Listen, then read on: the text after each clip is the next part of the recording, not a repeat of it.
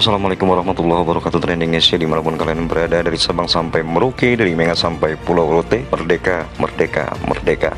NKRI, harga mati Indonesia Jaya, Nusantara milik kita, bukan milik Habib Askenazi Yaman Selatan. Berita kali ini tentang korupsi Kementerian Agama yang diduga melakukan korupsi 3,7 triliun rupiah di masa pemimpin Kementerian Agamanya adalah Gus Yakut Kaumas. Korupsi ini adalah dana kuota haji dan diduga melibatkan Ketua PBNU Yahya Khalil Stakuf, juga melibatkan para petinggi pengurus PBNU, juga para Habib Yaman Selatan yang ada di PBNU, juga terindikasi diduga melibatkan Lutfi bin Yahya. Dan ini adalah hal yang sangat membagongkan. Beginilah jadinya jika para penjahat agama menjadi penguasa di satu institusi pemerintahan.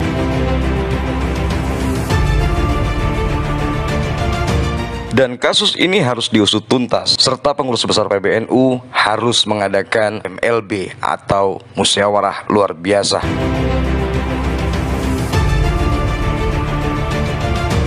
Karena para petinggi PBNU harus direformasi, diganti semua para pengurus besar PBNU.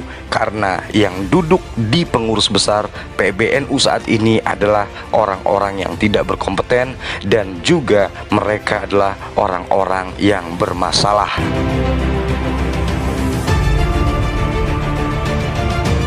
Karena para pengurus besar Nahdlatul Ulama telah keluar dari cita-cita pendiri PBNU, yaitu Mbah Kiai Hasyim Asy'ari. Yang jelas keadaan di tubuh PBNU sudah tidak sehat, dan juga ada indikasi terlibat korupsi dana kuota haji 3,7 triliun rupiah yang diduga dilakukan oleh mantan Menteri Agama Yakut Kaumas, yang diduga kuat juga melibatkan para petinggi pengurus besar Nahdlatul Ulama seperti Fahrul Razi, Miftahul Ahyar, dan juga Gus Ipul, serta 7 orang para Habib yang ada di PBNU bersama Lutfi bin Yahya.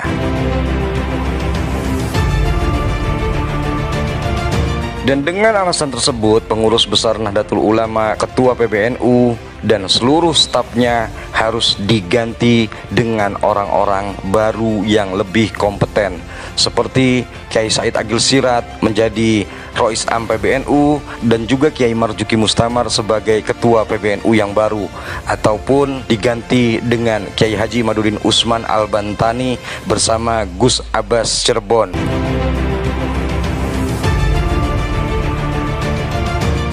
Reformasi para petinggi PBNU ini bukan tanpa alasan, karena PBNU menutupi kasus korupsi dana haji yang terjadi di Kementerian Agama, dan juga para petinggi PBNU ini berkomplot dengan para Habib Askenazi Yaman Selatan untuk menguasai PBNU.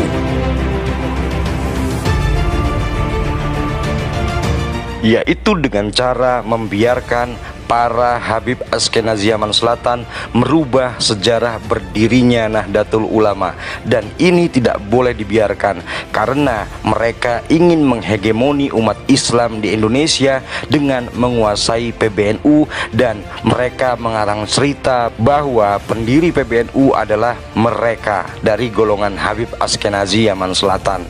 Padahal pendiri PBNU adalah Mbah Hasyim Asy'ari, Kiai Khalil Bangkalan Madura, dan juga Mbah Wahab.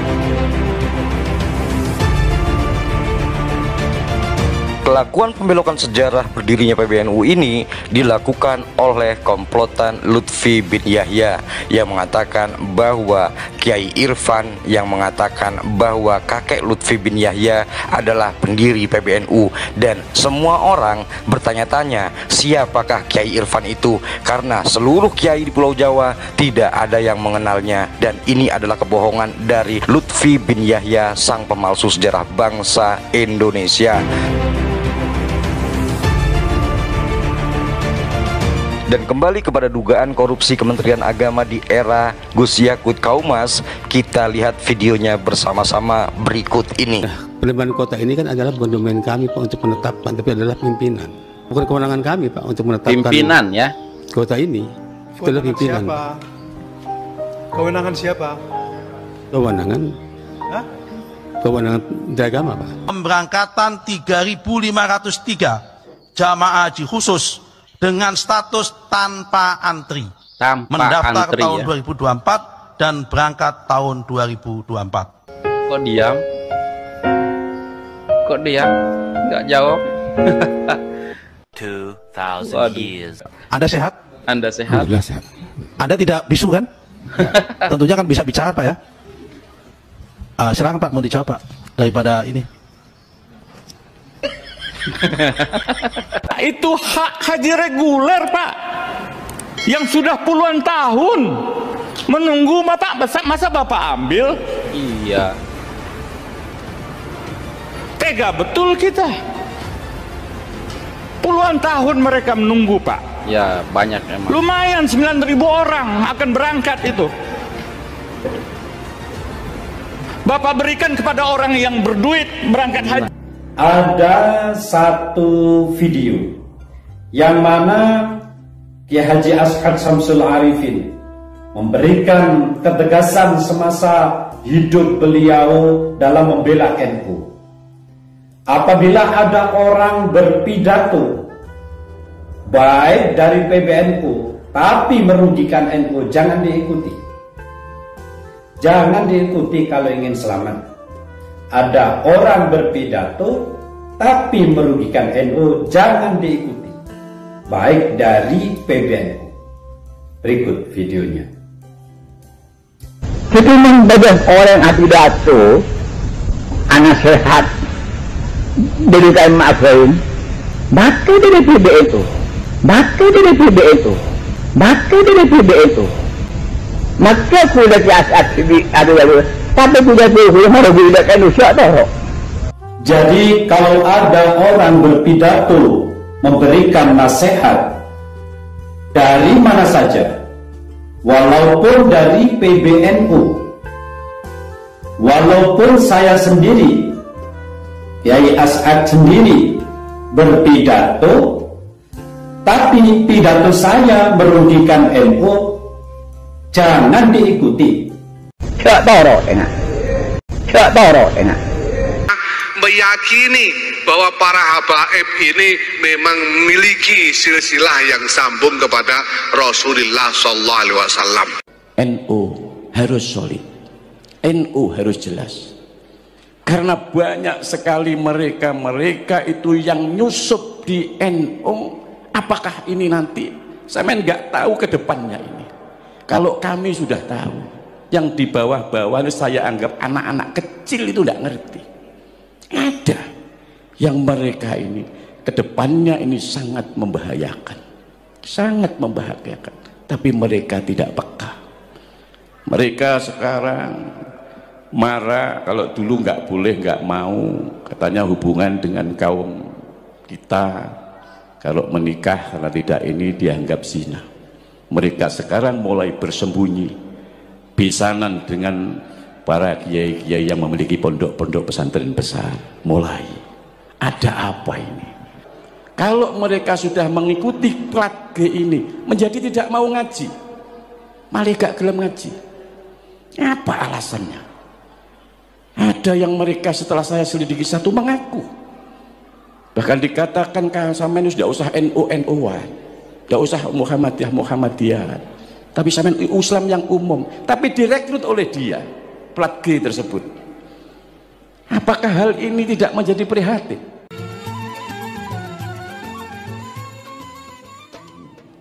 Para ulama, para ustadz-ustadzah, nahdiyin nahdiyat yang dimuliakan Allah Subhanahu wa ta'ala, satu-satunya organisasi yang disebut di dalam Al-Quran itu hanya Ansor. Induknya NU, Muhammadiyah, Persis, yang lain-lain itu yang ngaku-ngaku dekat sama Nabi, itu tidak disebut di dalam Al-Quran. Ansor itu disebut di Al-Quran, disebut di dalam surat Ali Imran 52 dan surat As-Saff ayat 14. Qolal khawariyun nahnu ansarullah amanna billah washhad bi anna muslimun. Disebut 2 kali dalam surat Ali Imran dan As-Saff. Coba sampean cari.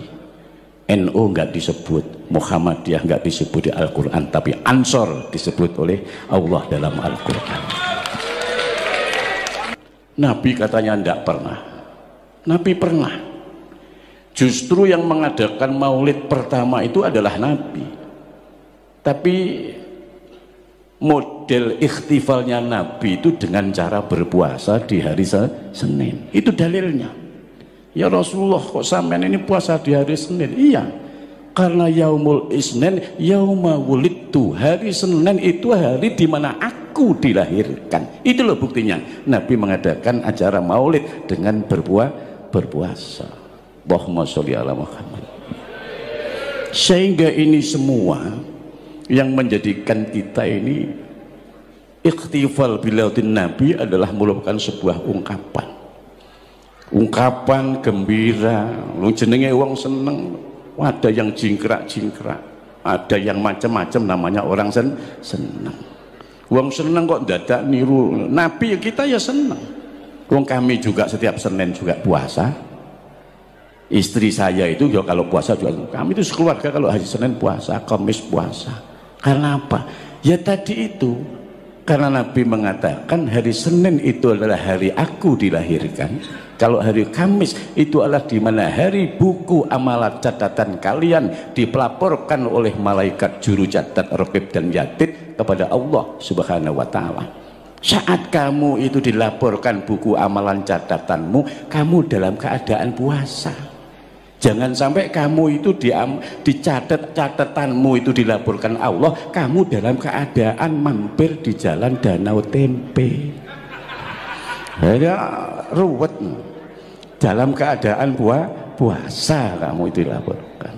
Allahumma sholli ala Muhammad. Tapi hal yang memprihatinkan saya ini sebenarnya ini tadi mau berangkat mau enggak. Karena ada kabar katanya ceramah saya itu dicekal. Lawang toha ceramah kok dicekal itu. Karena apa? Ya karena saya menyangkut keprihatinan ini harus disampaikan. Umat Islam ini harus diedukasi, dididik dengan benar. Eksistensi Islam ini Al-Quran disampaikan dengan benar, hadis disampaikan benar dengan sesuai dengan kitab yang ada. Katanya kita ini mau meniru mentauladhi Nabi Muhammad SAW. Sampaikan apa yang ada di Al-Quran, sampaikan apa ada yang di hadis, sampaikan makalah-makalah ulama yang menerangkan Quran dan hadis, bukan menyampaikan tentang hal-hal yang berhubungan dengan nenek moyang kalian yang berbau halusinasi dan khurafat itu. Allahumma sholli ala Muhammad. Kalau yang disampaikan itu umat jadi bodoh, kalian direndahkan tapi tidak merasa. Kalian itu mutakharrijin, alumni pondok pesantren, yang minimal Anda itu ya Sabrawi ya khatam, naik ya Iqlal khatam, naik kemudian ya Awamil khatam, Imriti khatam, Alfiyah khatam. Semua ilmu yang ada pada Imam Sibawayh ya kok pelajari. Mestinya Anda ingat dengan guru-guru kalian dan kiai kalian. Kok bisa Anda berubah, berbalik, Anda menjadi penggemarnya pelat G, kan ya aneh ya. Allahumma sholli ala Muhammad. Ini yang membuat saya itu prihatin. Keprihatinan ini saya sebut plat G, letter lek engkau dicekal katanya. Kami ini tidak menebarkan kebencian, tidak. Yang betul-betul mengawal kedaulatan bangsa dan negara itu hanya NU. Dan NU yang diandalkan adalah underbone-nya yaitu Ansor. Allahumma sholli. Sampeyan saya ceritakan Makanya saya kalau ada Ansor, saya teringat peristiwa di daerah saya di Banyuwangi. Bagaimana Ansor ditipu, dibantai di daerah Celuring di Semedok itu. Sampai sekarang saya main ke sana. Saya masih kecil itu. Itu terjadi betul. Bapak saya ini berapa kali oleh partai terlarang itu. Kalau saya sampaikan ruwet lagi siapa pemimpinnya. Ini. Jadi ini yang membuat kami prihatin. Jangan dikira sekarang ini kita ini ya tetap harus solid. Saya pesan NU ini harus menjaga soliditas dan loyalitas. Solid dalam ittihad kebersatuan. Loyalitas terhadap NU. Namanya saja Nahdlatul Ulama, bangkitnya para ahli ilmu. Makanya dalam Mukadimah saya tadi mengatakan Allah itu memerintahkan kita untuk nahdah, bangkit dalam arti melawan kedurjanaan. Makanya baginda Nabi diutus ini yukhrijuhum minad dzulumati ilan nur, untuk mengeluarkan umat ini dari kegelapan kebenaran. Yukhrijuhum minal bid'ati ila sunnah, supaya keluar mereka ini dari hal-hal yang bid'ah yang di situ tidak direkomendasi oleh ulama, ila sunnah, terhadap sunnahnya baginda Nabi Muhammad sallallahu alaihi wasallam. Allahumma sholli ala Muhammad. Lalu saya kalau Ansor itu mengingatkan bagaimana baginda Nabi mencontohkan hubungan antara kaum muhajirin, kaum pendatang dengan kaum Ansor. Dalam piagam Madinah baginda Nabi menyatakan al muhajirina min Quraisy wal ansori min Yathrib wan nasara wal yahud innahum kanu ummatan wahidah. Al muhajirina orang-orang yang pindah, kaum pendatang, min Quraisy dari Quraisy, wal ansori daun kaum Ansor itu min Yathrib dari Yathrib Madinah. Dulu namanya Yathrib Pak, sekarang Madinah. Wan nasara dan kaum Nasrani, wal yahud dan kaum Yahudi. Innahum sesungguhnya mereka kanu ono sapa kabeh iku mau iku umat wahidah yang satu. Allahumma sholli ala Muhammad. Kalau itu saja Nabi bisa mengittihadkan, menyatukan satu, kenapa kita tidak bisa? Makanya saya tadi berbicara NU harus solid, NU harus jelas. Karena banyak sekali mereka itu yang nyusup di NU. Apakah ini nanti saya nggak tahu ke depannya ini. Kalau kami sudah tahu, yang di bawah-bawah ini saya anggap anak-anak kecil itu tidak ngerti. Ada yang mereka ini ke depannya ini sangat membahayakan, sangat membahayakan. Tapi mereka tidak peka. Mereka sekarang marah kalau dulu nggak boleh, nggak mau, katanya hubungan dengan kaum kita kalau menikah karena tidak ini dianggap zina.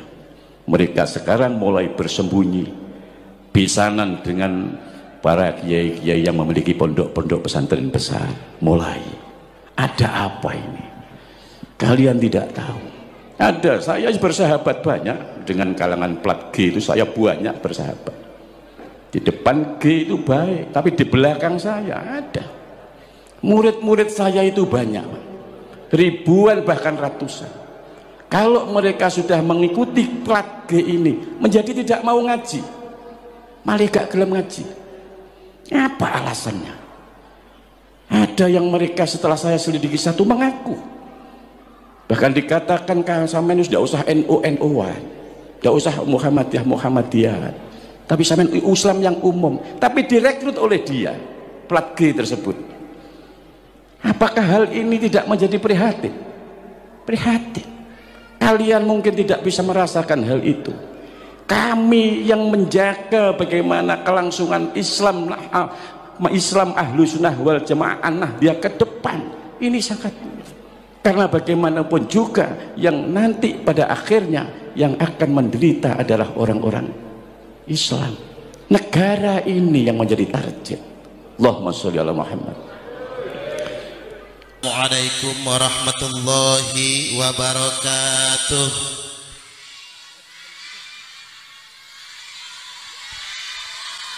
Tabik pun yang terhormat Romo Kiai Haji Imaduddin Utsman Al-Bantani,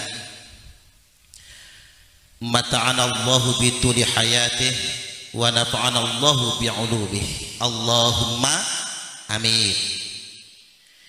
Yang terhormat Bapak dan Ramil Jati Agung, Ibu Kapolsek Jati Agung, Bapak Kepala Desa Fajar Baru yang manis dan ganteng, M. Agus Budiantoro, tuan rumah Kiai Raden Ageng Indra Fatahillah,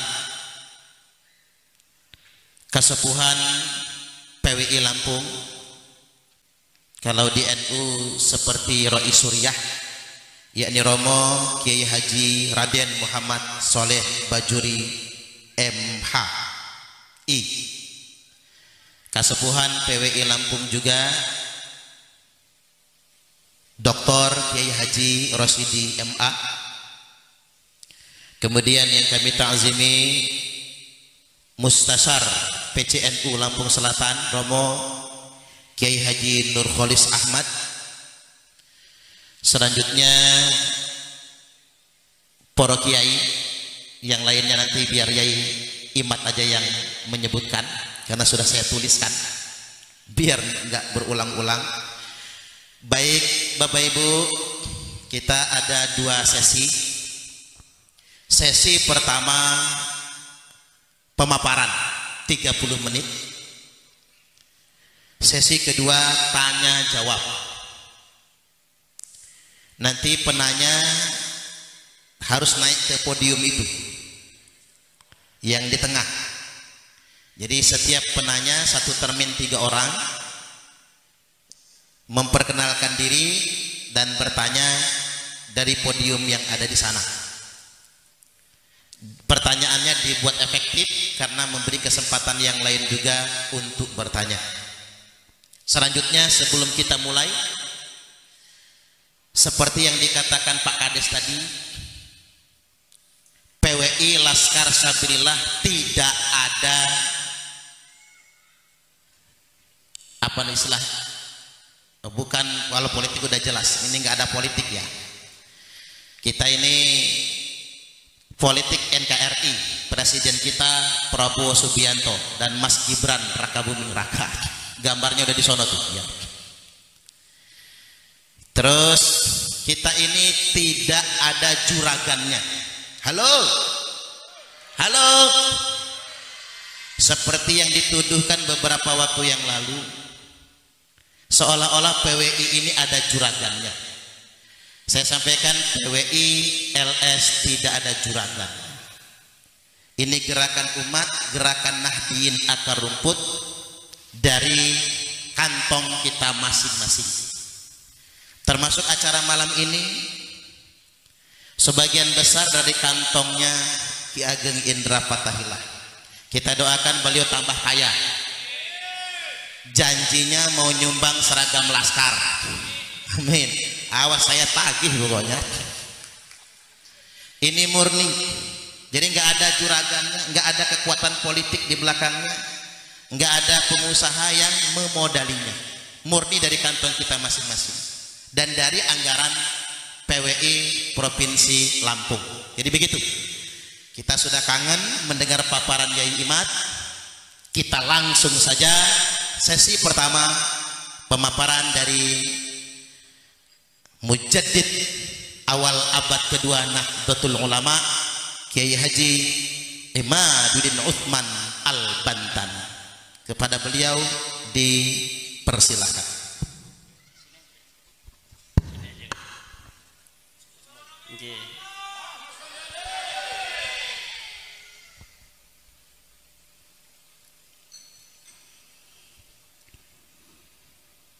Assalamualaikum warahmatullahi wabarakatuh.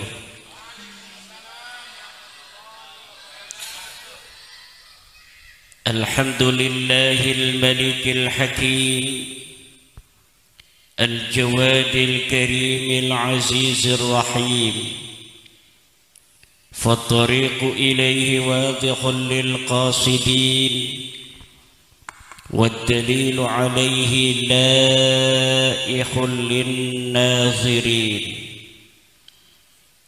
والصلاة والسلام على سيد المرسلين سيدنا ومولانا محمد وعلى آله وأصحابه الطيبين الطاهرين. يا حي يا قيوم يا حنان يا منان يا ديان يا سلطان يا ذا الجلال والإكرام. اللهم اجعلنا وأولادنا وأزواجنا وذريتنا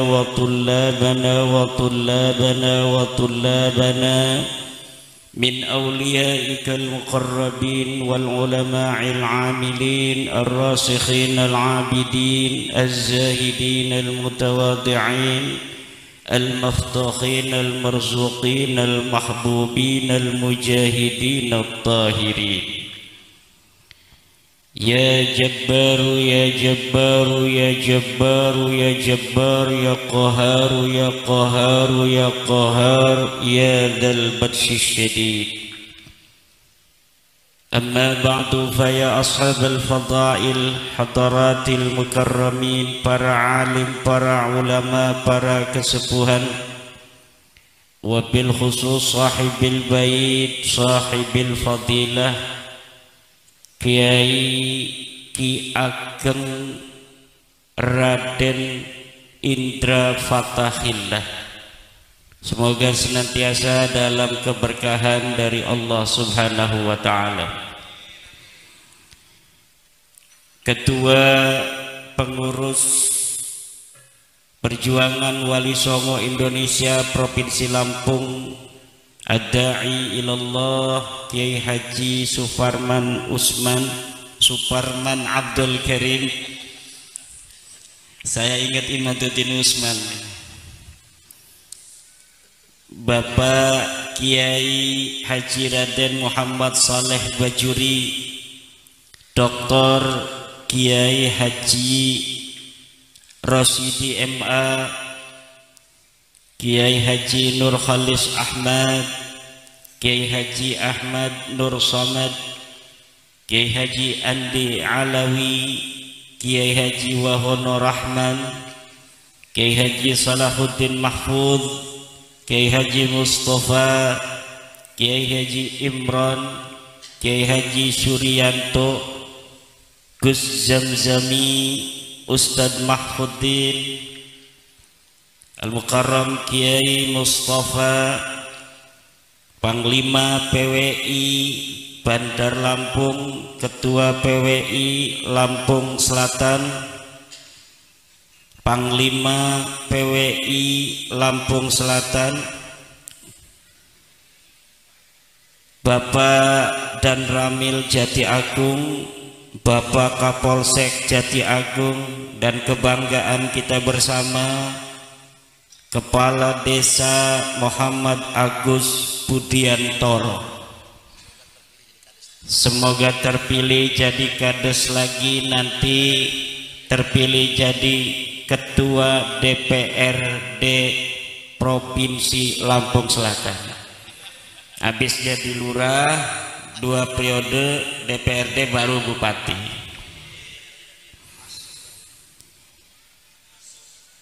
Salawat dan salam sebelumnya, puja dan puji dulu kepada Allah yang Maha Suci, yang telah memberikan nikmat-nikmatnya yang tiada teruji, terutama nikmat iman penyejuk hati dan nikmat Islam penerang diri, yang telah memberikan kepada kita iman Islam, sehat walafiat, sehingga pada malam hari ini kita dapat berkumpul di tempat yang berkah ini, insya Allah.